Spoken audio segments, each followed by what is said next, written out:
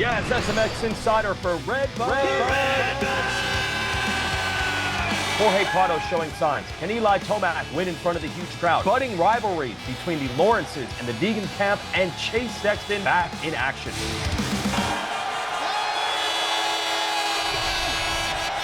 Yeah, it's SMX Insider coming your way to the centerpiece of Pro Motocross SMX World Championship July 4th weekend celebration at RedBud. And we are the Jasons, Weigandt, and Thomas to bring it your way. But JT, look, man, I'm going to be in a world of hurt. Not because fireworks went sideways here, because it's going to sound like I'm getting a little disrespectful to a legend like Eli Tomac or Justin Cooper, Aaron Plessinger, Hunter Lawrence, even Chase Sexton, who will probably be back racing this weekend. But as much as I want to talk RedBud 2025, it's getting inevitable about talking Jet Lawrence versus Haiden Deegan in 2026. It's headed that way. It is, and all we're doing is following along the narrative that these guys are writing for us. The story is literally building itself, and when both of them go into a weekend like Southwick and emerge uncontested, and we all know where this is headed. We all know that Hayden's going to move up. What else are we left with? Both of them have gigantic points leads, and they're winning by larger and larger margins. So of course, that's where we're going to start to think about.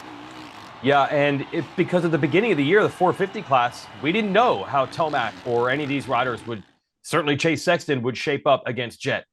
Sexton is basically not even raced. We'll see how he does this weekend. But the idea that when the gate drops in a 450 race, we don't know if Jet Lawrence is going to win is starting to fade. So it leads us to wonder what would happen if they were to face off right now. Deegs versus Jet. What do you think? I think it's early still. I do not think that Haiden Deegan wants any part of Jet Lawrence yet. And that the most important word of that scenario is yet. And I think they understand they're building up to where Jet is going to be. That doesn't mean that Haiden won't antagonize him. He won't, the back and forth has already started between these two. But I think that they understand that Haiden is younger. He's still developing, and it's not quite there yet. But a year from now, that's when it's going to matter. And I think he has a real shot at being there. Yes, what sounds like opinion is becoming dangerously close to just being fact. But you never know. A lot of surprises could happen this weekend, including some people that you might not have expected to be racing at RedBud. Oh, this is really cool. Big interview with the Tony Cairoli, the 9-time MXGP champion, who will be racing on the gate at RedBud this weekend. We wish we had you at Southwick, but you had some business to attend to get ready for RedBud first. Yeah, I mean, it's super nice. I mean, I can be back in the Pro Motocross series. Of course, we are riding now with a bike that we need to still develop a lot of things, and that's why I want to race this track, but so bad because I like sand. But we were a bit short with testing and stuff, so hopefully next week we are more ready. And the first purpose anyway is to show the bike to the American market, which is for dirt bikes really important market. And I'm really glad I can do it. Italian rider with Italian bike, it's something special. Well, you have so much experience, racing MXGP and racing on the best bikes in the class for a decade or more. Talk about the Ducati. It's been racing, whether it's Italian championships or MXGP, for 18 months, maybe a little longer. Where do you feel the bike is now comparatively to the very top end of the class? Like you speak to it's needing more development, but how close are you getting now? So listen, the bike, it's we have ridden. It's a stock bike until now, especially myself. The Guadagnini and Seaver in MXGP, they have some things different, but myself, I've been focused on a stock bike more or less, and I've been racing with it, except suspension-wise, where it's impossible to race a stock one like complete how it comes about, because we are riding fast at big bumps and big jumps, so we need to adapt a bit. Here in US we're gonna race even more stock, because in England I was actually riding with a factory front fork and shock, and here we are testing with a standard, basically standard sets this week with factory connection, helping a bit with setting up things. And I think it's nice because the livery will be stock, everything will be stock, so how people can buy the bike just straight out of the thing. yeah, it's gonna be nice, interesting to see how I will perform, of course. But the main purpose is to make the bike, you know, also touching the American soil and race with against other riders. Yeah. All right, bench racing time. Now, you just came off of the MXGP at Matterhorn Basin, well inside the top 10. I think a lot of people are very impressed by that performance. What are the positions? Where are you going to finish? You're getting to watch these guys here today. What is a success for you? Let's say it that way. What's a successful weekend at the next 2 rounds for you? You know what's the most tricky thing? I think it's for myself. What I experienced in 2022. It's the sprints and the first laps.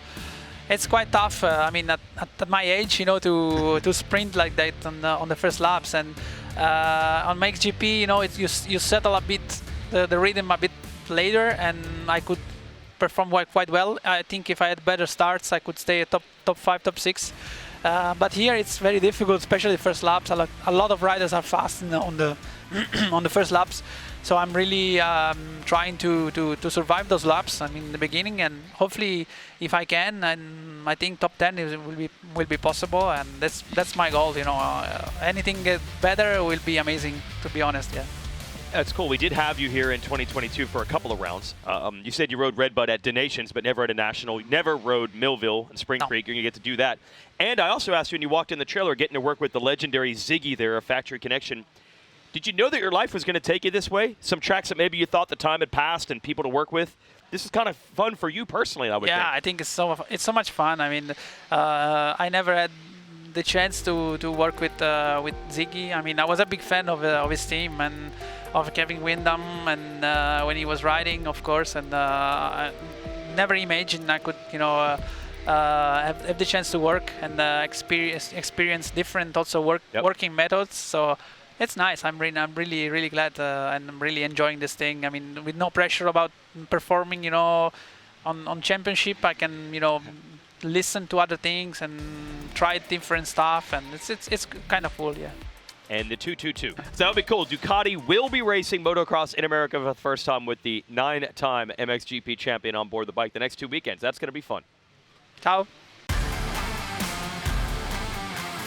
30-second board. These are the hot topics headed into RedBud. Perfect 10. I got excited. I thought we were going to talk about Justin Brayton here. I guess there's no real relevancy to slot him in. He did get a podium at RedBud once, JT.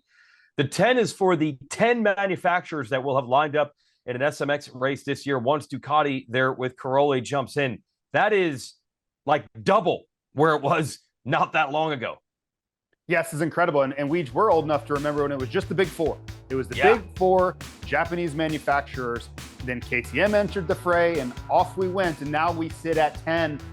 It's a pretty unbelievable thing. And I think it just goes to prove that everybody wants to be a part of the motocross scene. These brands that have historically been on road are now off road, and they're coming in a big way. That Antonio Cairoli presence looms large. It's going to be fun to watch him debut that motorcycle in Michigan.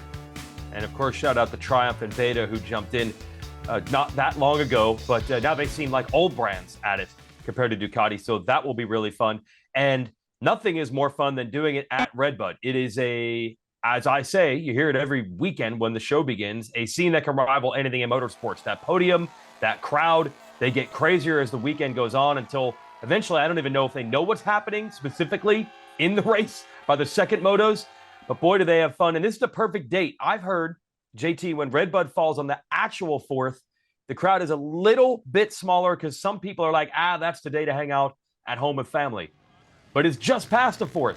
This is going to be massive this year. It's going to be amazing. And I have the privilege of being down on the podium for that anarchy that you talk about. And there's so much excitement. And we've seen historical things happen. It was really the emergence of Haiden Deegan a few years ago at this very RedBud race. AP has ridden very well here, and we know how much he leans into America's birthday. So if you've never been, make this your first time. There's truly nothing like RedBud, whether it was Motocross of Nations or whether it's the yearly Pro Motocross race. It's a scene that I would echo your sentiment that can rival anything in motorsports globally. Yeah, that podium is nuts, just the race in general. And the track has made a name for itself just as a racetrack. Even if you take the fans out, give us a little tour and talk about the evolution of RedBud through the decades? Yeah, so you go back to the 1980s and 90s, RedBud was a clay-based, very hard-packed racetrack. You know, when they would water it for the second motos, there would be standing water on the racetrack because it was so hard. Well, fast forward now to 2025, and it's, I would say, more sand-based than anything. Lots of loam, very soft, but the riders love it. They love the layout, they love the fast, sweeping sections. There are big, safe jumps that riders you can see them having fun in practice on Saturday morning on these jumps. And I think it's right up there. It's a top 3 favorite racetrack amongst the racers. And that's important because sometimes it's a job, sometimes it's actually having fun at your job. And I think this is one of the weekends, this is one of the racetracks where the riders truly enjoy being out there and getting to ride the RedBud facility. Yeah, now we're going to change it up a little bit. Normally, I am sending SMX Insider over to our buddies James Stewart and Clinton Fowler for the inside line, talking about sports betting for the weekend. But Clinton's on vacation because he's a New England guy, so he's staying back to Southwick area. I'm filling in. I get to hang out with James more, which is great. Let's talk about where some of the smart money could go.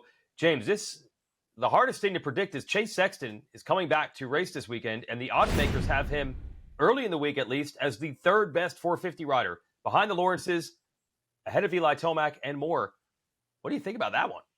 Well, I think maybe if they watch the Inside Line show, they might change those odds after that. But yeah, it was a little surprising, you know, when you think about it. Just on paper, we broke it down. It is hard to come in the middle part of the season for anybody and really compete. You know, one, it's hard enough to get on the podium anyway at any of these races, but let alone you got to knock Eli Tomac, you know, Justin Cooper, Aaron Plessner, because you're assuming that probably one of the Lawrence boys, if not both of them, are going to be on the podium. So Chase Sexton was ahead, had better odds to finish on the podium than Eli Tomac. I think what they're leaning at is what we saw last weekend. You know, maybe Eli's in a spot to where, you know, he's mentally, I wouldn't say defeated, but he's maybe struggling mentally trying to figure out where he's at in the moment as far as beating Jet Lawrence. And I feel like Eli Tomac, he's not the guy he's not showing up to say, I want to be on the podium. He's showing up to win. And if he feels like maybe he can't beat Jet Lawrence, not saying that Eli feels that way, but maybe that's what Vegas is looking at because of what happened last weekend, because statistically, like this isn't his best racetrack here going into RedBud.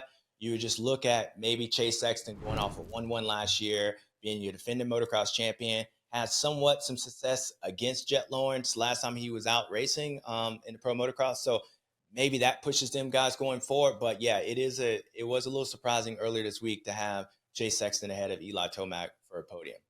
And as you said, you can watch the whole Inside Line show. James and I go on for about an hour. This is one of the biggest topics.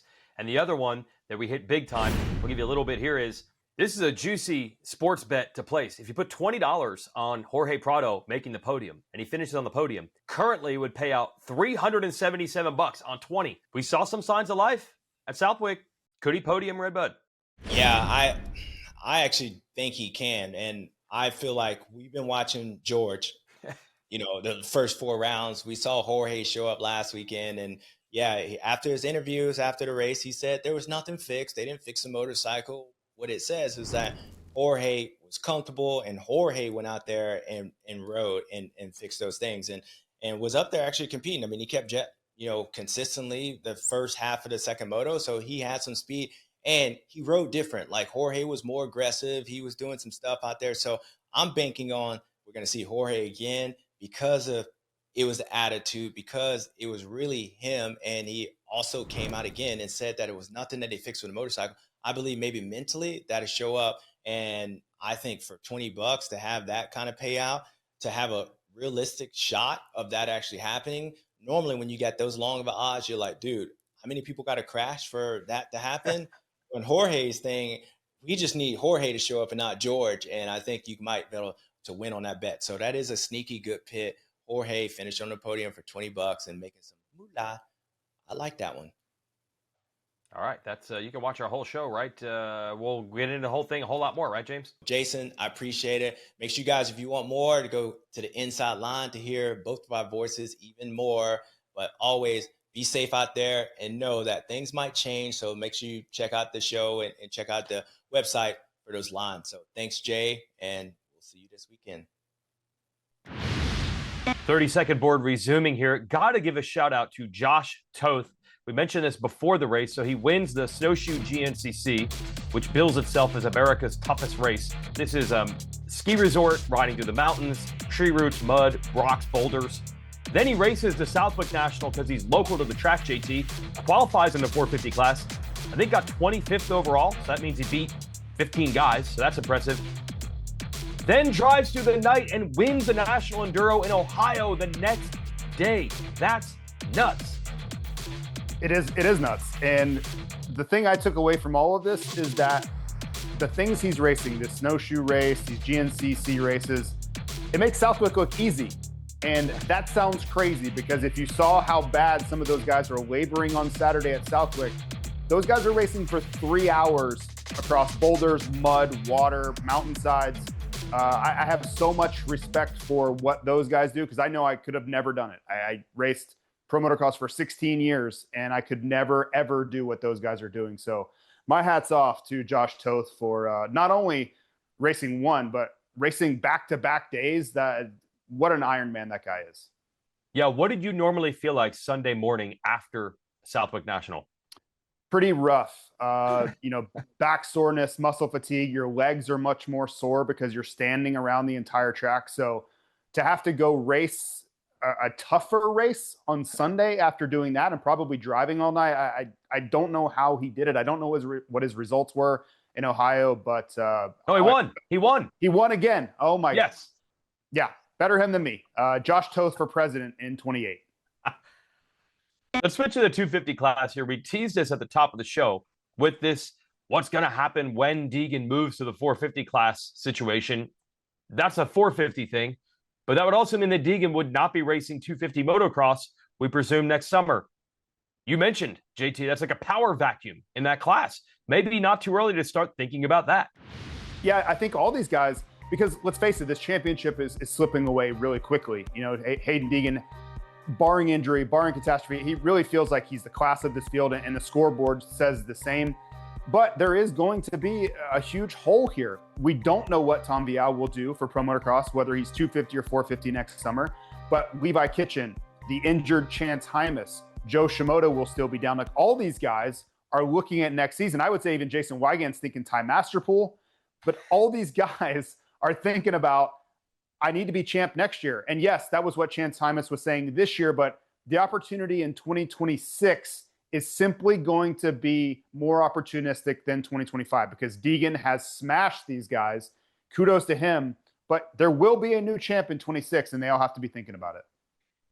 You're noticing kind of the usual suspects starting to round in. Julian Beaumer started really well. He's fallen off. Southwick was really tough for him. Garrett Marchbanks has been good all year. Southwick wasn't quite as good.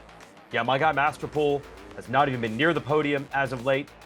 I want to shout out Michael Moseman, who probably should have had the podium at Southwick, but his bike started overheating. Went from second to fourth on like the last lap of the first moto. That cost him. But really beyond that, look who it is. It's been Kitchen, it's been Vial, it's been Shimoda, and Hymas with that win. JT, it's starting to become the usual guys.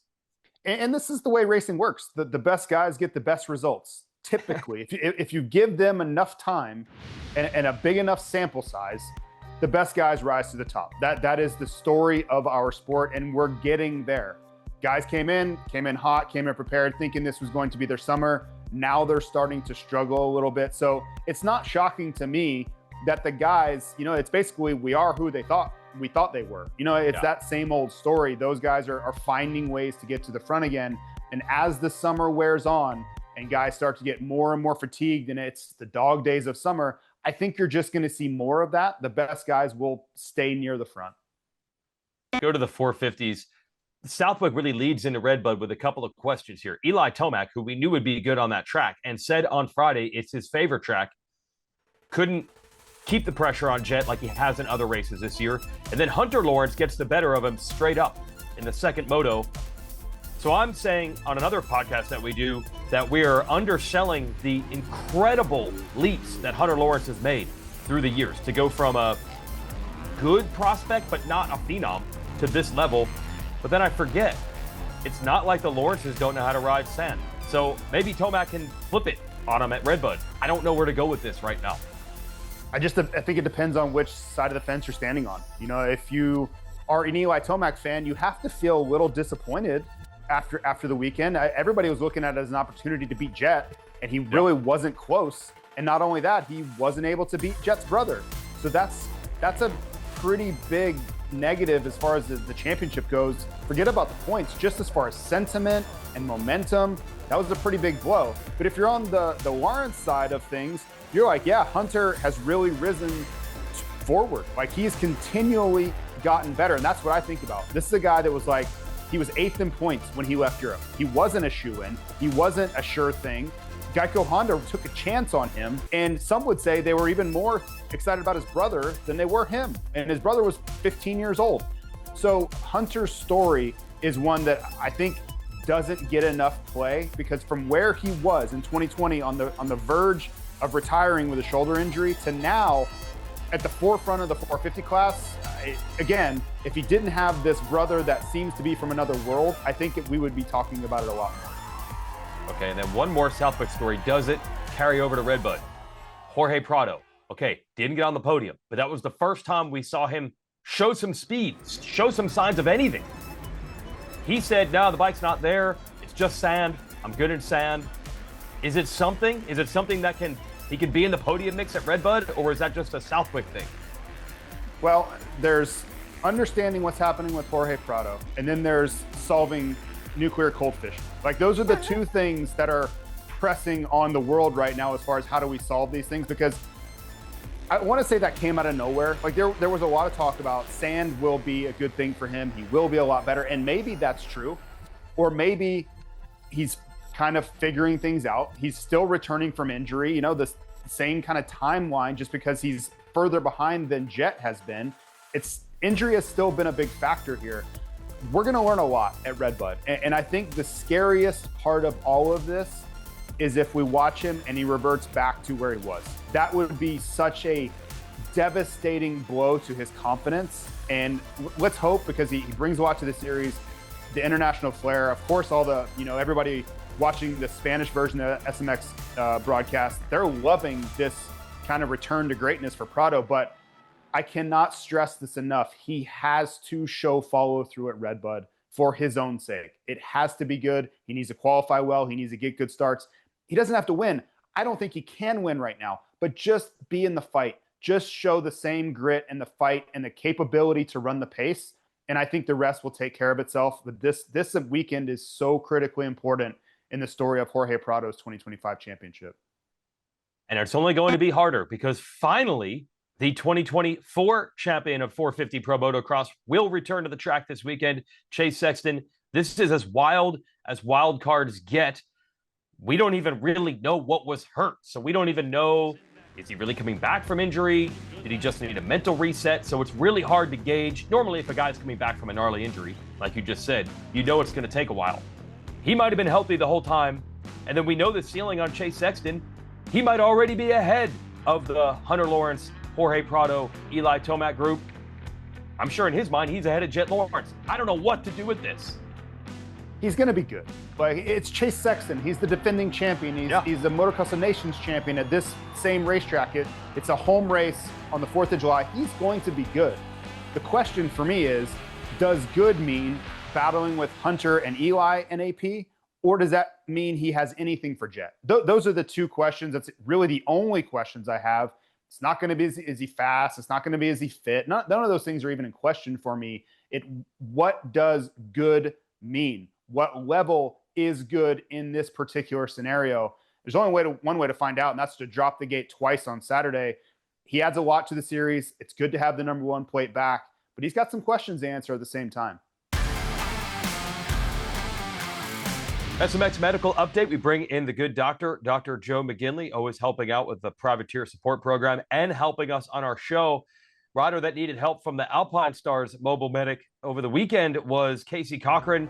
I thought he was holding his wrist, but he was actually, I guess, trying to hold his shoulder from getting worse. It has been confirmed he dislocated his shoulder, and it looked like the trackside medics were trying to help get that back in. So just talk about shoulder dislocations. Yeah, it's fairly common in motocross. We've seen it a few times now this year. Just for, the audience's information, it is the most common dislocation in the body, an anterior shoulder dislocation.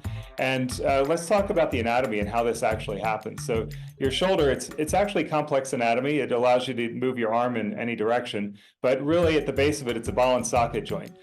So what holds that in place is a labrum, and think about it like a gasket holding it in place. Now, to keep it stable, there's also ligaments, and they're, wouldn't necessarily say the bolts of the area there, but, tension cords on that joint to keep it in place. And then the rotator cuff, finally, that allows the motion. So when you have a dislocation, oftentimes the rotator cuff's not injured, but it's more that labrum, that gasket, and those ligaments that stabilize the shoulder. So when it pops out, those can get torn and get injured. Now, depending on how bad that is, you can also have small fractures, injuries of other structures, but that's what determines if a rider could, take a few weeks off and get back at it, or if they need surgery. Oftentimes, if you have multiple dislocations, that's where you really start to damage those structures. That's where they really do head down the surgical route as far as recovery goes. So not all shoulder dislocations are the same. The MRI is critical for diagnosis of that. Keys early on we saw at the track is getting that relocated as quickly as possible. I read online they were able to get that right back in, so that's good. But you have to make sure the other tissues aren't damaged after that. So that's the purpose of the MRI that I'm sure he's undergoing this week.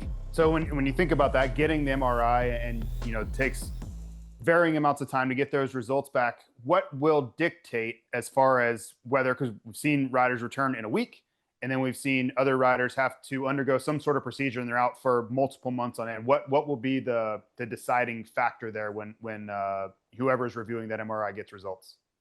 Yeah, best case scenario, there's no major tears of the ligaments. Maybe they strained a ligament, maybe a small labral tear. That's going to be best case scenario. On the more severe side of things, you can have chip fractures of the bone, injuries to the bone. You can tear a large portion of the labrum. You can completely tear the ligaments. Then it becomes unstable. That's when they need surgery. So, there's a wide range as far as what that looks like. What's some stuff that could be done? Yeah, multiple times you're probably going to have to go in for surgery. But if it was early, what can they do to avoid the surgery? Yeah, oftentimes in our clinic, we're using cell therapy quite a bit for this particular problem, both in the hip and the shoulder.